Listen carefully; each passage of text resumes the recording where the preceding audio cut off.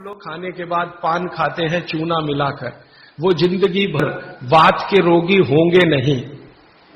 माने चूना वो बोलते हैं सबसे बेहतरीन वातनाशक औषधि है।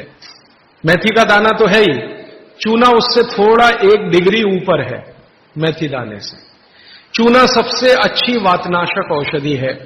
चूने के बारे में भागवत जी का बहुत रिसर्च है, बहुत रिसर्च है, और वो ये कहते हैं कि ये भगवान की दी हुई प्रचंड मात्रा में अद्भुत ऐसी चीज है जो आपके वात के सब रोगों को दूर करेगी।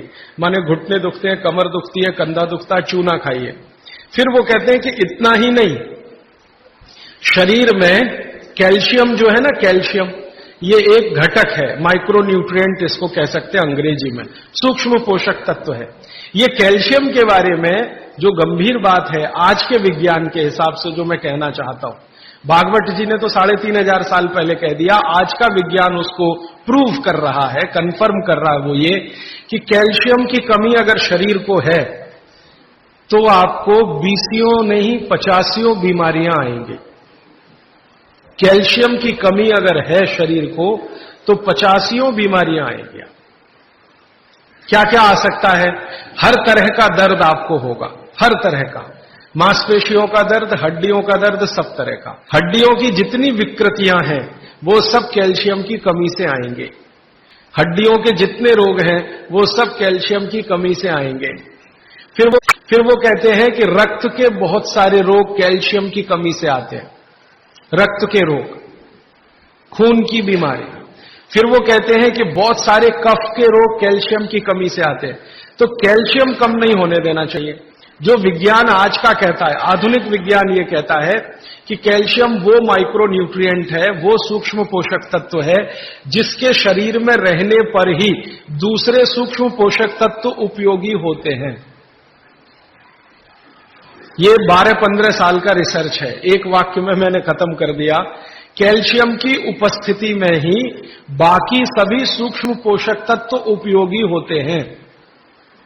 इसका मतलब यह है कि अगर आपको शरीर में विटामिन सी का असर देखना है तो कैल्शियम चाहिए, विटामिन ए का असर देखना है तो कैल्शियम चाहिए, विटामिन बी का असर देखना है तो कैल्शियम चाहिए, अगर विटामिन डी का असर देखना है तो भी कैल्शियम चाहिए, विटामिन के का असर देखना है तो भी कैल्शियम चाहिए, प्रोटीन अच्छे से आपके शरीर को काम में आए तो कैल्शियम चाहिए, कार्बोहाइड्रेट्स ठीक से आपके शरीर को मदद करे तो कैल्शियम चाहिए, फैट्स आपके शरीर में डिसॉल्व होते रहे और जहां जरूरत है वहां लुब्रिकेशन में मदद करते रहे तो कैल्शियम चाहिए।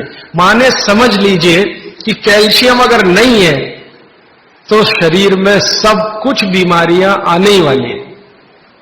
इसलिए कैल्शियम की उपलब्धता शरीर को होनी ही चाहिए। अब इसके बारे में भागवत जी कहते हैं, आधुनिक विज्ञान ने अभी प्रूव किया, भागवत जी पहले ही कह गए कि हमारे शरीर की 40 वर्ष की उम्र तक, 40 से 45 वर्ष की उम्र तक जो कुछ भी हम खा रहे हैं इसी में से हमको कैल्शियम मिलता रहता है।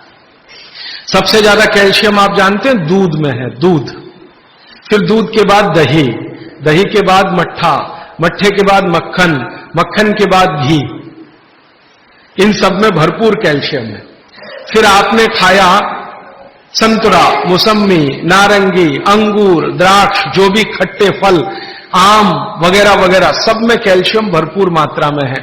फिर सबसे ज्यादा कैल्शियम फलों में माना जाता केले में है। केला भरपूर खाना चाहिए क्योंकि कैल्शियम का सबसे बड़ा भंडार है और आसानी से हजम होता है। तो ऐसे जो फल हैं इनका जो कैल्शियम है ये 40-45 साल तक हमें आसानी से मिलता रहता है, क्योंकि शरीर की जो बायोकेमिस्ट्री है 40-45 साल तक एकदम दुरुस्त और तंदुरुस्त रहती है। जठर अग्नि भी तीव्र रहती है, बाकी सब फंक्शन ठीक है। लेकिन जैसे ही 45 की उम्र खत्म होती है, माताओं को ये बात विशेष रूप से कह रहा हूं, बहनों को, माताओं को, जैसे ही आपकी 45 की उम्र पूरी होती है और आपका मेंसेस साइकिल बंद होता है, मासिक धर्म आपका बंद होता है, उसी समय आपको कैल्शियम हजम होना कम होना शुरू होता है। आप कितना भी ये सब चीजें खाएं, केला भी खाएं, ये भी खाएं, लेकिन कैल्शियम उतना पूर्ति नहीं करता, क्योंकि कैल्शियम को शरीर में डाइजेस्ट कराने वाला जो हार्मोन है वो तभी तक आपको है जब तक आपकी मासिक चक्र की शुरुआत है। मासिक चक्र बंद होते ही ये हार्मोन कम होता है। आप जानते हैं कई हार्मोन्स कम हो जाते हैं, तो कैल्शियम डाइजेस्ट होना बहुत, हार्मोन्स कम हो जाते हैं तो कैल्शियम डाइजेस्ट होना बहुत मुश्किल होता है। तब आपको जरूरत पड़ती है कि बाहर से कैल्शियम लें। इसलिए सब माताएं इस बात को ध्यान दें और इसको गांठ बांध लें कि 45 की उम्र होते ही चूना खाएं, क्योंकि अतिरिक्त बाहर से कैल्शियम उसी से मिलेगा। चूना जरूर खाएं आप सबके लिए, और आपको भी है चूना खाएं, क्योंकि आपकी उम्र भी 45 की जब पूरी होगी तो ये जो कैल्शियम है वो आपके लिए पर्याप्त नहीं है जो फलों से और सब्जियों से आ रहा है, कुछ अतिरिक्त चाहिए। और चूंकि बाकी सब माइक्रो न्यूट्रिएंट्स कैल्शियम की उपस्थिति में ही काम आएंगे, इसलिए इस पर ध्यान दीजिए। तो शायद इसलिए इस देश में एक परंपरा विकसित हुई है पान खाने की। ये पान खाने की परंपरा बहुत वैज्ञानिक है, बहुत ही वैज्ञानिक। जिसने भी शुरू की वो बागवट का पक्का चेला रहा होगा, बहुत समझकर उसने ये शुरू की। और ये अद्भुत है। अद्भुत मैं इसलिए कह रहा हूं कि भारत की सब जातियों में उत्तर से दक्षिण, पूरब से पश्चिम ये परंपरा है। कहीं भी चले जाओ, आप सिक्किम में चले जाओ, अरुणाचल में चले जाओ, वो भी पान खाते हैं। और आप धुर दक्षिण में आ जाओ तो यहां भी है, उत्तर में चले जाओ, कहीं भी चले जाओ। तो ये पान खाना भारतीय सभ्यता का एक बहुत महत्वपूर्ण अंग है जो स्वास्थ्य से जुड़ा हुआ है। बस ध्यान इतना ही रखिए कि पान जो है चूने का ही खाना है। पान जो है चूने का ही खाना है। पान कभी भी कत्थे वाला ना खाएं, क्योंकि कत्था आपके लिए उतना उपयोगी नहीं है। कत्था स्वाद के लिए आप उपयोग करते हैं, चूना औषधि के लिए उपयोग करते हैं। तो आपके रसोई में मेथी दाना हो गया, चूना हो गया, पान हो गया, फिर पान के बाद आपको जीरा, हींग वगैरह वगैरह, अजवाइन, ये सब हो गई। ऐसी कुल 108 औषधियां हैं। गरीब से गरीब आदमी की रसोई में ये औषधियां हैं, इनका भरपूर उपयोग करिए। एक औषधि के बारे में बागवट जी कहते हैं और भी महत्व की है, दालचीनी।